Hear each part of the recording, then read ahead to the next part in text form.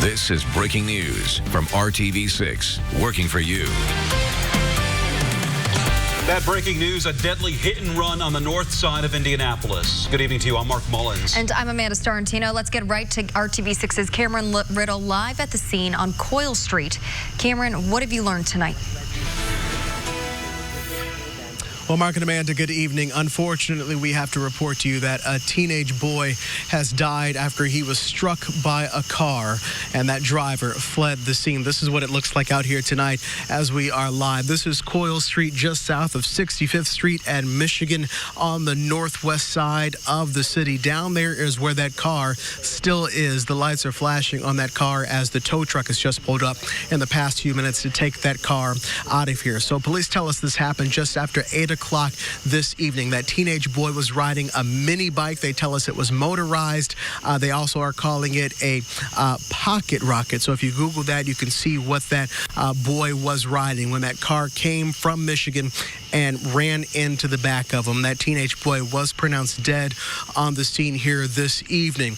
So now the investigation continues into who was driving that car. The person who was in that car did leave the car, but then left the scene and ran away. Police have not located that person, but right now the investigation moves to who was behind the wheel. They have gone through that car and found the documents, including the registration for the owner. Right now they are talking to the owner of that vehicle to see if that car was stolen. If not, who did they lend that car to? And of course, asking the question, why did someone flee the scene after hitting a teenage boy riding a bike tonight? Again, that boy has been pronounced dead here on the scene. We will stay on top of this one as police continue to investigate. Reporting live tonight, I'm Cameron Riddle, RTV6. Cameron, a very sad situation on the north side tonight. Thank you for bringing us those developing details. Now to the forecast tonight. It's another warm, muggy night as we take a live look outside from our tower camera showing the Julia M. Carson Transit Center downtown. How long will the heat and humidity stick around? That's the question tonight. Kevin joining us now with the forecast. And no real change, Mark, until Saturday. We're warm and dry overnight. These scattered thunderstorms after 1 o'clock tomorrow afternoon. Then again on Friday, that leads to a brief break in the heat as we get to Saturday. Look at the long line of thunderstorms along the cold front to the north. That's a dividing line between cooler, less humid air and the warm, sticky air mass that we have in central Indiana. Temperature still 77 in Indy, almost 80 in Muncie. This is why you need to step outside and look up in the morning. 6:30, you can spot the space station flying over. Just look low in the southwest. It will be visible for about 6 minutes and pass way above the horizon. It will disappear at 6:36 in the southeast, and they'll be talking about this during the morning news as well. As far as our temperatures, they'll be in the low 70s at 8 a.m. 85 by noon. We'll focus on thunderstorm potential and the temperature trend beyond the 7-day forecast coming up. Okay, see you soon, Kevin. It's a project more than a year in the making, and now Indigo is celebrating overwhelming interest in the Red Line rapid transit route. But we know you have some lingering concerns about sharing the road now that the Red Line buses are rolling through Indianapolis. So RTV6's Cameron Riddle is working for you, riding along with a Red Line bus driver who explains how the rules of the road have changed to keep everyone safe. Driving a bus this size is no easy task, and the operators who make them move say it is you, the car drivers, who can make this drive a little bit easier. See you later. Indigo bus driver Christina Freeman is one of the drivers who helped launch the new Red Line bus system. 2 weeks in, and she's mastered the tight turns, busy streets, and new bus stops, all while becoming a passenger favorite. Christina's an awesome driver. I love her.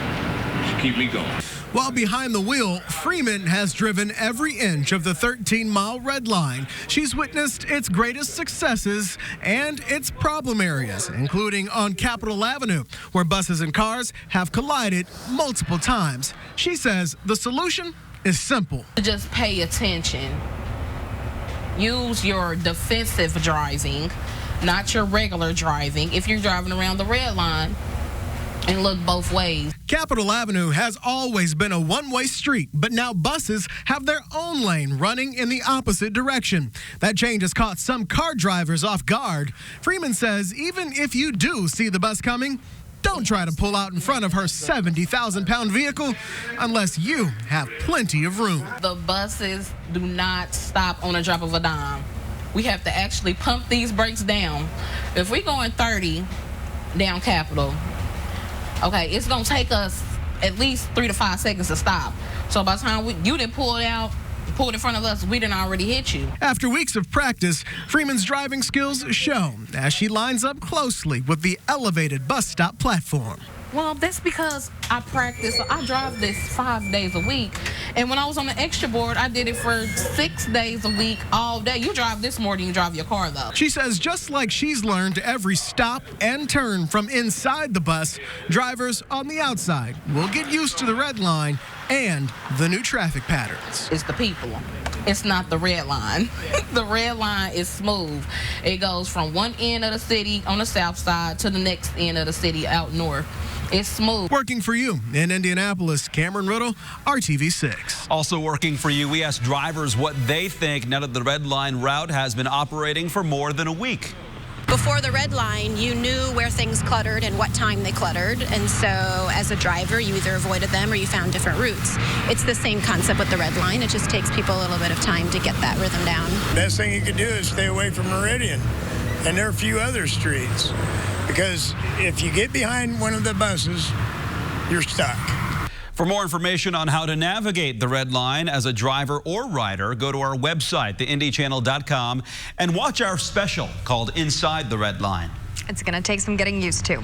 A portion of a busy road on the northeast side of Indianapolis is scheduled to close starting tomorrow. Fall Creek between 71st and 79th Streets will shut down in both directions for construction. Detours will be posted.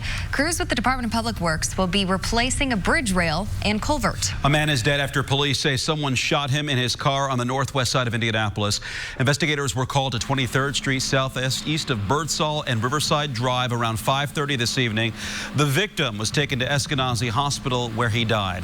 RTV6 will bring you updates as we learn new information. A suspect charged with murdering a 73-year-old man in Boone County will not face the possibility of the death penalty. Zachariah Wright is accused of stabbing Max Foster to death and attacking Foster's 68-year-old wife. Police say it happened during a home invasion at the couple's home in Lebanon in 2017. The former Boone County prosecutor said he would seek the death penalty, but the man who replaced him is seeking life without parole for Wright instead. A bench trial is scheduled to start in November. And people are sharing video and warnings after a rash of car thefts on the southwest side. They believe a group of kids is committing these crimes here. We spoke to 2 victims of the thefts. Paul Miller owns a realty company and lets clients use a box truck as a courtesy for moving. Someone stole the truck this week in Canby, and someone stole Brent Phelps' truck in nearby Decatur Township last week. I think it's ramping up recently. I think you're always going to have kids in neighborhoods that, maybe go through cars to get change or cigarettes or something like that. I think it's just really ramped up recently in the last month or 2. People are just getting tired of it. They don't, like I said, they work hard for what they have, and a lot of us out there are willing to protect it in whatever means necessary. A GPS tracking system helped police recover the truck that belongs to Phelps. In just the last week, IMPD responded to 5 stolen vehicle reports in Canby. If you recognize the thieves in the videos, contact police. There are growing calls for the Food and Drug Administration to take action amid more reports of deaths and illnesses related to vaping. The Indiana Department of Health is now investigating 34 respiratory illnesses connected to electronic cigarettes. Vaping is the confirmed cause in 8 of those cases, and there is 1 reported death in the state. President Trump talked about the issue today after meeting with the Health and Human Services Secretary and the FDA administrator. The president says he is considering a ban on flavored e-cigarettes. People are dying with vaping, so we're looking at it very closely. And, if nothing else, this is a conference that's going to let people know about it, because people are going to watch what we're saying. And parents are going to be a lot tougher with respect to their children. A lot of people think vaping is wonderful, it's great. It's really not wonderful. The Centers for Disease Control is investigating more than 450 illnesses and 6 deaths they believe are linked to vaping. Indiana Governor Eric Holcomb may face a challenger during his re-election campaign from a fellow Republican. A Carmel resident filed his candidacy to run against Governor Holcomb in 2020. Brian Roth is a Navy veteran who owns a business called Employment to Deployment. Roth also must obtain 4,500 signatures from across the state to get on the ballot per Indiana law. He faces a difficult tasked to win the nomination. Holcomb is heavily favored with a large financial lead. Metro Police are asking for your help identifying suspects in separate investigations. We start with a case that left an officer injured. Investigators say an off-duty officer was working with security at the Walmart on South Emerson Avenue around 5:45 p.m. on August 17th. When he tried to stop a suspected shoplifter, police say the man in this surveillance picture drove off, hitting the officer with a silver-colored four-door car. The officer was not seriously hurt.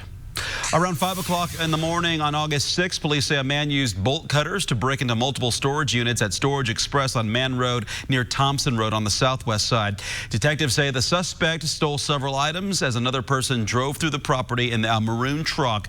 The two loaded the stolen goods into that truck you see.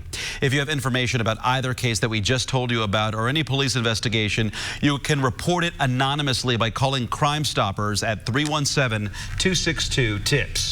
An auto repair shop lost its battle to stay in its longtime home on the north side of Indianapolis. Now the shop is starting fresh in a different building. Ty's Automotive posted pictures on Facebook of its new location at 5050 North Keystone. RTV6 told you back in April, for decades, Ty Tar's shop was connected to a small Circle K and Shell gas station at 49th Street and Pennsylvania Street. Circle K did not renew Tar's lease, which led to backlash in the community. The shop's Facebook post says a lot of people attended the new location's grand opening.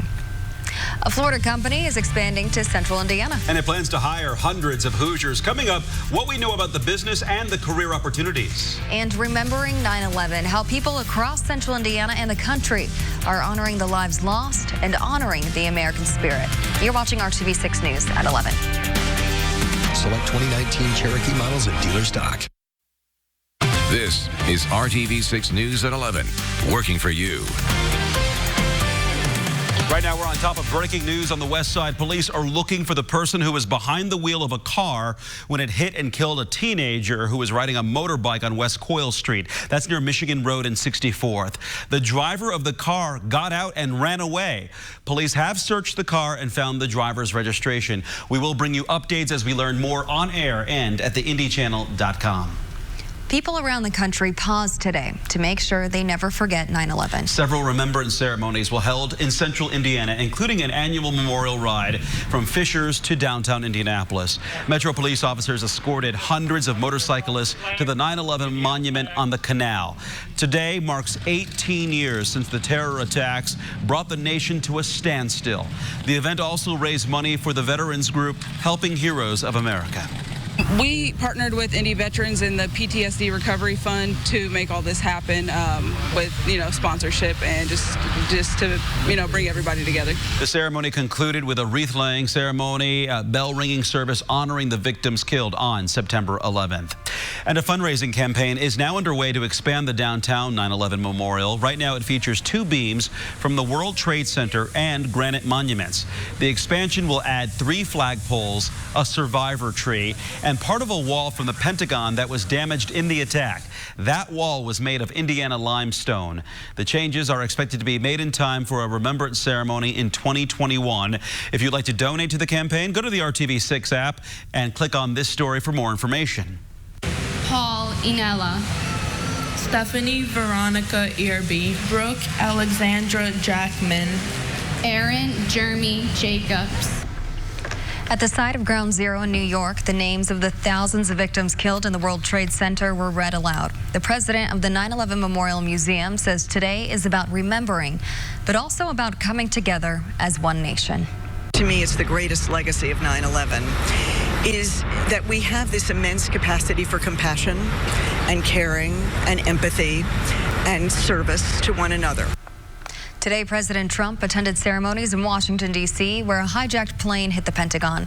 And Vice President Mike Pence marked the day in Shanksville, Pennsylvania, where a plane crashed after passengers overtook the hijackers. The top 10 Democratic presidential hopefuls are preparing for the ABC News debate tomorrow night. ABC's Inez de la Cuetara explains for the first time, voters will be able to compare the candidates side by side.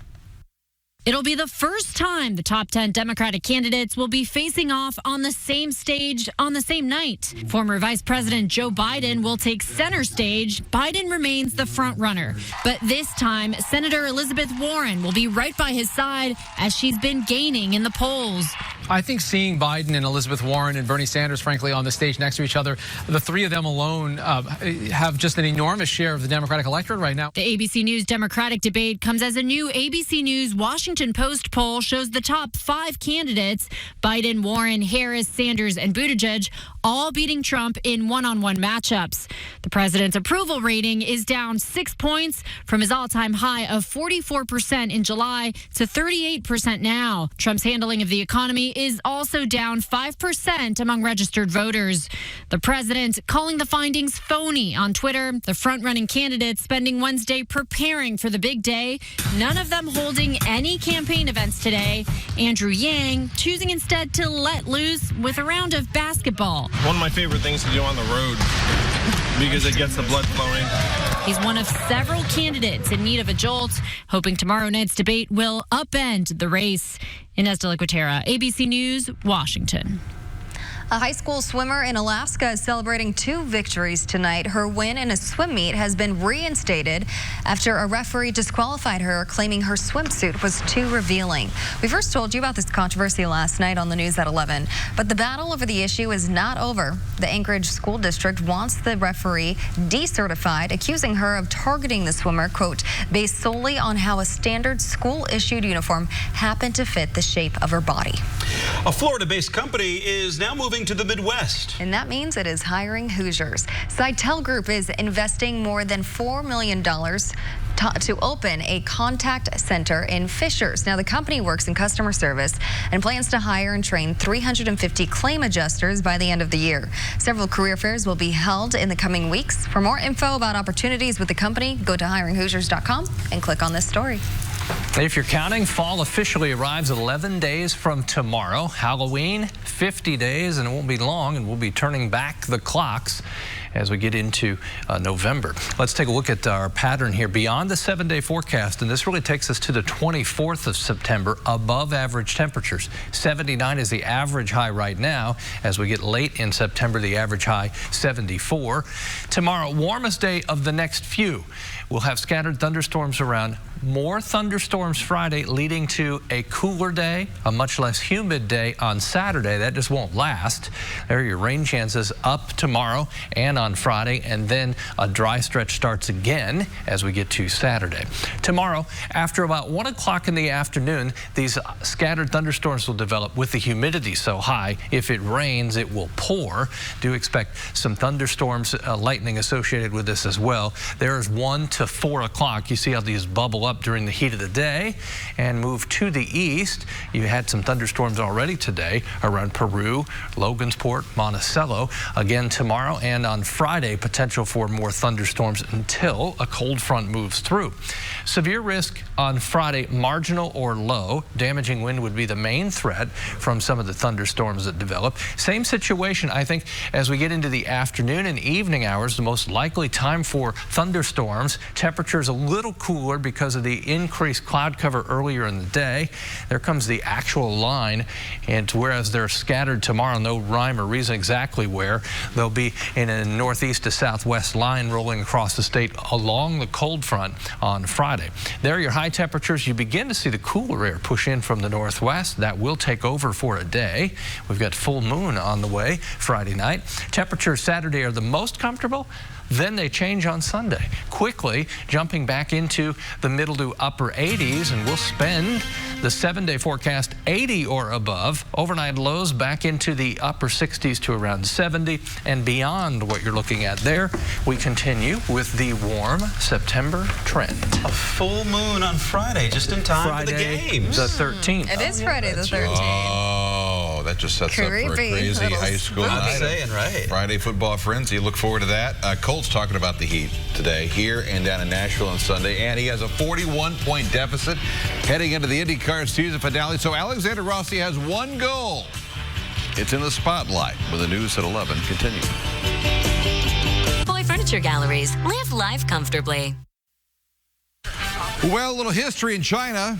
Wrong side of history. France's Rudy Gobert taking it right to the Pacers' Miles Turner. He had 21 points and 16 boards. Heck, Miles only had 2 points today. Team USA losing in either World Cup or Olympic play for just the first time in 58 games. Best they can do now in China is a 5th place finish. They play Serbia tomorrow morning in the World Cup. Hey, good evening. IndyCar's 17-race season comes to an end next week when the series returns to WeatherTech Raceway at Laguna Seca. First race there in some 15 years. And for California's Alexander Rossi, timing is everything in his 2nd straight attempt at the overall series championship. The race for the title in the Sports Extra Spotlight. Truly the calm before the storm at the race shop. The crew's done with the car, polished and primed. All that's missing is the driver. But even once he arrives, it's not like there's any anxiety nearly 2 weeks after the last race. What have you thought about since then leading up to this finale? Nothing, really. I was hoping for some genuine nugget or something. Yeah, no, nothing. It's been nice to have a couple weeks off. Relaxed and ready might be the best description. Prepared to throw on the helmet, slide into his race car, and search for the limits of every session. And next week, it'll happen at an unfamiliar circuit. The championship finale is coming down to an event where we don't really have any kind of event history to lean upon, which is a good and a bad thing. It's a good thing because there's no team that has like any predetermined advantage because they're just good there. Right. It's a bad thing because we could potentially suck. There are scenarios where Rossi doesn't have to win to still overcome his 41-point deficit at Joseph Newgarden, but the easiest to understand is just to win, like he did at Long Beach and Road America this season. In a way, it kind of takes the pressure off because, you know, that's what you do every weekend. You show up at the racetrack on the Thursday and you try and build a race car that's you can start on pole with and just go drive away and win the race. So the championship chase is on. Another avenue in Rossi's road. In just his 4th season, already making his 2nd title run with an Indy 500 win already on his resume. He'll turn 28 in a couple of weeks, likely turning heads for years to come. Has this season been a step forward, do you think, in your career and this program's development? Yes. I think regardless, we'll be somewhat pleased, but you'll never be fully content unless you're the title. For the champagne at the end, right? Exactly, yeah. And here are the point standings. Newgarden and Rossi, the top 2. If Rossi wins next week, Joseph can still finish 4th and still win the overall title. Pagenaud certainly a player in all this. We'll be there next week for coverage here at RTV6. Hey, finally tonight, first and foremost from the Colts complex, Deon Cain picking up the slack from Devin Funchess's absence. Broken collarbone, remember that, Sunday. But more importantly, it was hot today. And they're also saying it's going to be the 90s Sunday in Nashville. So everybody's been talking about the heat. You know, yeah. Why is that? I mean, because you know, it's gonna. They say it's supposed to be just a little hot down there in Tennessee, so we just got to make sure we're prepared. We should be ready. The thing is, you got to turn up the heat when you get there. Yes, sir. No, we're gonna turn it up. That's what I'm saying. We make sure we're gonna turn it up real good up there. See how I turned that negative into a positive? You sure did. The team needs to hire me. You're already so busy. Okay, that's true. You got a lot going on. Pressure's on. And the heat's on. We'll be right back. Always. Beautiful jewelry. And just to remind you, while you're waiting on the toaster, you can see the space station fly over in the morning. 6:30 a.m. look low in the northwest. You'll spot a steady white light. It'll come way above the horizon. You say 6:30 in the morning? Yeah, 6:30 a.m. I'm not getting up at 6:30 in the morning. There are some highly motivated viewers that will be up at that. Okay. Look at that. ISS. Wake up with Kevin and Rory. Good night. Thanks for joining us.